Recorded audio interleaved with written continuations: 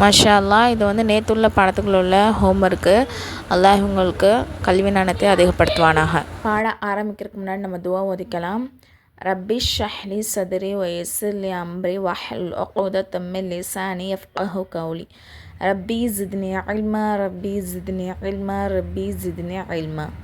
இப்போ நம்ம அடுத்து பார்க்க போகிறது வந்து நூனை சாக்கின் தன்வீனை இதாம் செய்வது. இதாம்னா இணைத்து, அதாவது சேர்த்து ஓதுறது. சரிங்களா? இப்போ வந்து அது 2 இதாக பிரிதுன்னு சொன்னேன். என்னது? பில்குன்னா பிலாகுன்னா. ஃபஸ்ட்டு வந்து பிலாகுன்னா பார்த்துடலாம்.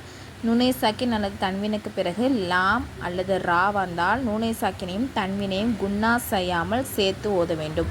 குன்னா செய்யாமல் சும்மா சேர்த்து மட்டும் ஓதணும். இதுக்கு பேர், இந்த சட்டம் பேர் என்னென்னா இதாம் பிலா குன்னா. சரிங்களா? பிலா குன்னானா குன்னா இல்லாமல் ஓதுறது. நுனை சாக்கின் தன்னுடைய இதாம் லாம்க்கு உதாரணம் சொல்கிறாங்க. ஓகேங்களா? அல்லம் யர யகுல் லஹு மில் லதுன்ஹு. இங்கே போய் நம்ம வந்து எந்த ஒரு குன்னாவோ இதோ பண்ணக்கூடாது. சரிங்களா? மில் லதுன்ஹு.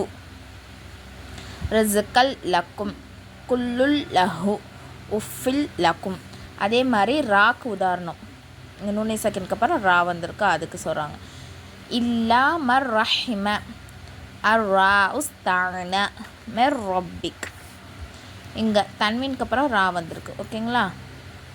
தவாபர் ரஹீமா ரவுஃபுர் ரஹீம் ஐஷத்தர் ராலியா. ஓகேங்களா?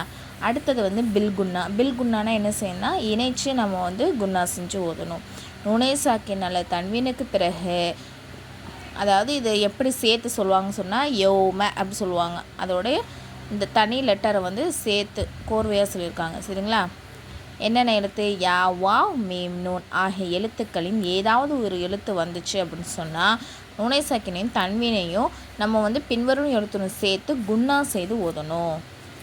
எப்படின்னா மையமல் மையூலு மையோம் ஐனை அஷ்ரபு உஜூஹு யௌம இதின் யௌம இதி யததக்கரு. அதே மாதிரி வந்து அது வந்து யாக்கு சொல்லியிருக்காங்க உதாரணம்.